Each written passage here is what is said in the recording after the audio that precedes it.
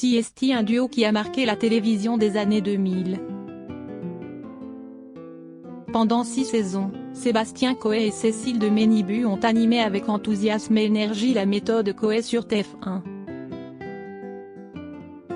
Afin de célébrer en grande pompe les 20 ans de ce programme culte, C8 a eu envie de proposer aux téléspectateurs un voyage dans le passé, à l'occasion de 2 primes exceptionnelles, diffusées ce jeudi 27 avril. Pour ce faire, les équipes se sont replongées dans les archives afin de dévoiler au public des images gardées au chaud, qui n'ont jamais été rediffusées. Au programme, de la joie, des rires et de l'émotion.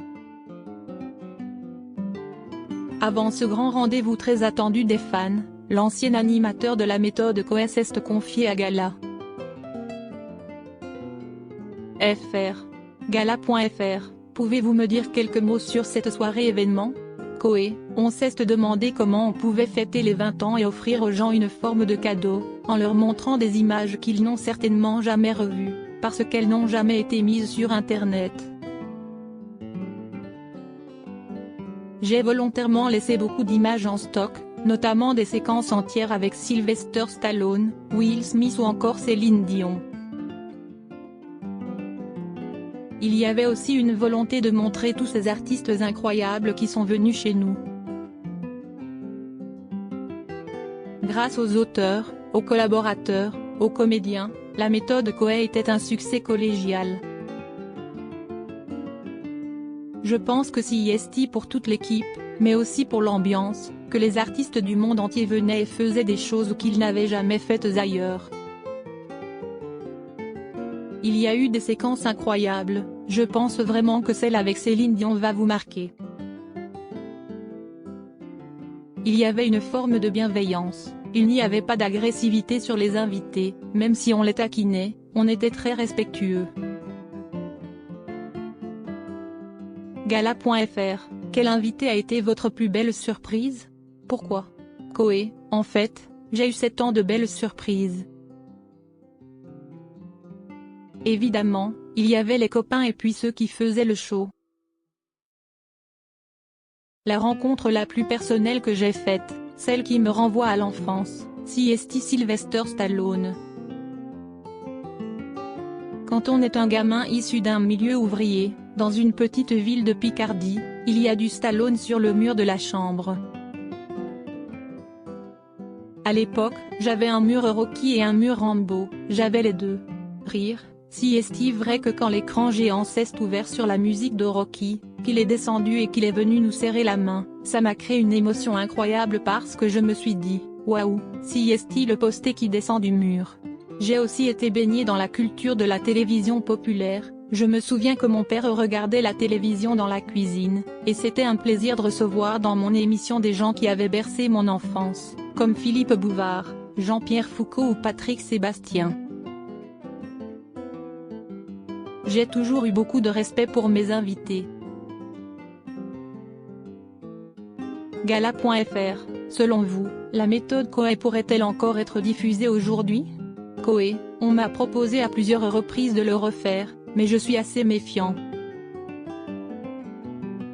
Je pense que ce qui est au passé reste au passé et doit se regarder dans la petite loupiote nostalgie du passé, comme on se fait plaisir à regarder un vieux film de Coluche ou de Funès. Je ne suis pas sûr qu'on regarderait ça tous les soirs. Ce que je fais aujourd'hui à la radio n'est pas ce que je faisais il y a 5 ans. CST peut être la clé du succès, renouveler le genre et son public. J'ai récupéré les enfants de ceux qui m'avaient connu quand ils avaient 20 ans et puis j'ai gardé les papas et les mamans de 40 ans. Si vous repartez dans le passé, je ne suis pas persuadé que l'équipe ait envie de la même chose, ni que les invités se livrent de la même façon. Aujourd'hui, leur promo, ils la font sur leurs réseaux sociaux, la télévision n'est plus forcément une priorité pour eux. Je suis un garçon de défi, donc faire des choses nouvelles que je n'aille jamais faites, CST avec grand plaisir, mais refaire, je suis moins sûr. Gala.fr, Êtes-vous nostalgique de ces années-là? Koé, non, parce que ce que les gens ne comprennent pas, si est que je n'aille pas vécu la même émission qu'eux. Moi j'ai vécu des années de bonheur à l'enregistrement mais de l'angoisse à la construction. J'ai peut-être été le seul d'ailleurs. Beaucoup venaient dans l'émission comme dans une récréation, moi moins. J'avais l'inquiétude de la page blanche à chaque fois, si c'est-à-dire qu'on effaçait son score de la semaine d'avant et on reconstruisait. Ça a été des années de stress dans un but unique, plaire au public. Ça a été mon seul moteur pendant toutes ces années. Gala.fr, comment avez-vous vécu l'arrêt de l'émission en 2008, après 6 saisons? Koé, je n'ai jamais été quelqu'un qui hurle à l'injustice après l'arrêt d'un programme. Il y a eu une nouvelle direction, de nouvelles envies et la méthode Koé ne correspondait pas du tout à l'époque à ce que voulait faire la nouvelle direction de TF1. Je n'ai jamais eu de rancœur. Quand vous commencez quelque chose, vous savez très bien que ça a une fin. Personne n'est là de façon permanente et personne n'est irremplaçable. Donc quand vous le savez à l'avance, vous n'êtes pas déçu et vous faites autre chose. Ça m'a permis d'être numéro 1 à la radio et d'avoir une accélération de popularité monstrueuse. Gala.fr, qu'est-ce que la méthode Koé vous a-t-elle enseigné? Koé, ne jamais essayer d'être devant vos invités, si est une vraie leçon. Il ne faut pas penser que l'invité est un faire-valoir, il faut le mettre en avant en permanence et la méthode Koé, ça a été souvent ça. Quand on fait un gospel devant Céline Dion, on ne se met pas en avant. Le but du jeu, si est de réussir à la faire lever de son fauteuil et qu'elle chante avec nous, parce qu'on nous avait dit juste avant qu'elle ne chanterait pas, donc quand Céline Dion chante avec nous, ça y est, je n'ai plus rien à faire. L'invité est arrivé au summum de ce que je voulais faire. Si est ça que j'ai appris. Gala. FR, après l'arrêt de l'émission, vous êtes resté en contact avec Cécile de Ménibu? Koé, on a toujours gardé contact. Vous savez, si est comme les vieilles familles, il y a des moments où vous vous perdez un peu de vue, mais jamais du cœur. Vous vous revoyez, vous mangez et puis vous prenez un plaisir à vous revoir, si est exactement la même chose. Ce qui est énorme, parce que vous avez des groupes de rock, après 1 ou 2 tournées ensemble, ils ne peuvent plus se voir. Rire, il faut quand même imaginer qu'avec toute l'équipe, on était toujours tous ensemble, pendant 7 temps, voire plus. Malgré toutes ces années, on est toujours copains. On prend plaisir à se voir, à échanger et ça si est énorme. Gala.fr, vous avez longtemps formé un duo, que ce soit à la télévision ou à la radio. Ce binôme s'est-il essoufflé avec le temps ou vous pourriez retravailler ensemble à l'avenir? Koé, tout est possible. Quand vous avez pris plaisir à travailler avec des gens. Vous imaginez comme si est rare des gens qui ont travaillé ensemble si longtemps et qui ne se sont pas fâchés, surtout dans un métier fait de strass, de paillettes et de lumière.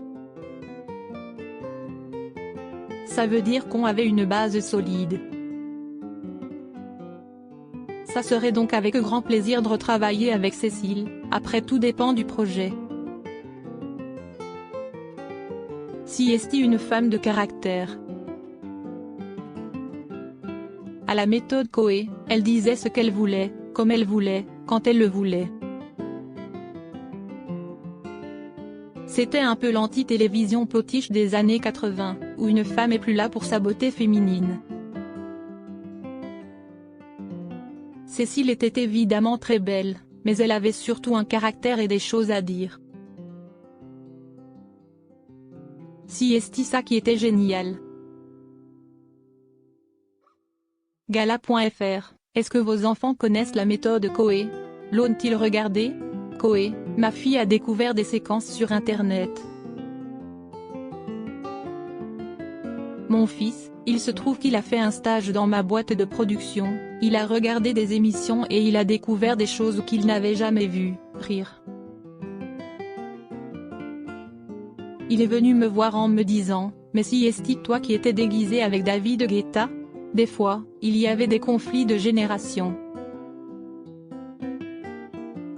Mais les enfants de ma chérie, qui sont âgés de 15 et 16 ans, vont découvrir l'émission et je pense qu'ils risquent d'avoir une claque. Autant ils me connaissent à la radio, sur les réseaux sociaux, mais là je pense qu'ils vont être surpris. Gala.fr. En 2022, dans les pages de Gala, vous expliquiez que votre maison de campagne était devenue votre résidence principale et que Paris n'était plus qu'une ville de travail à vos yeux. À 50 ans, la famille, c'est votre priorité? Coé, oui, la famille, les amis aussi. J'ai monté des bureaux de mon application Podcast Story à Tourcoing donc j'en profite pour aller voir les équipes et je reviens ensuite au Touquet.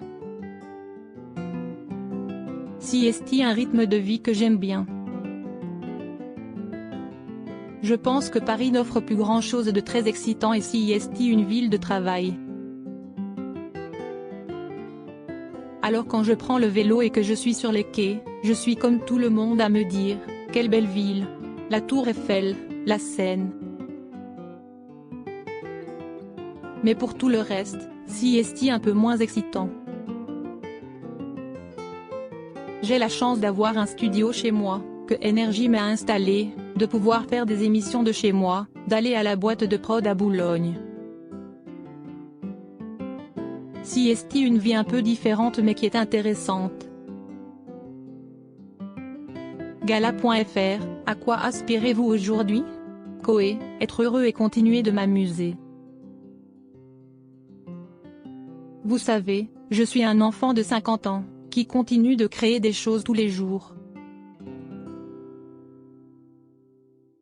Je souhaite que Podcast Story, qui est pour moi le nouveau média de consommation de contenu, continue de se développer avec des équipes extraordinaires. Je trouve ça génial de travailler avec des journalistes, des comédiens et des auteurs de talent. C'est une autre partie de mes activités mais je croise des gens qui ont des talents que je n'aille pas et on fabrique encore autre chose, en plus de l'émission de radio quotidienne que je fais, qui est une autre forme d'amusement. Je crois beaucoup pour 2023 à la bienveillance un peu partout. C'est peut être un peu naïf, mais moi j'y crois.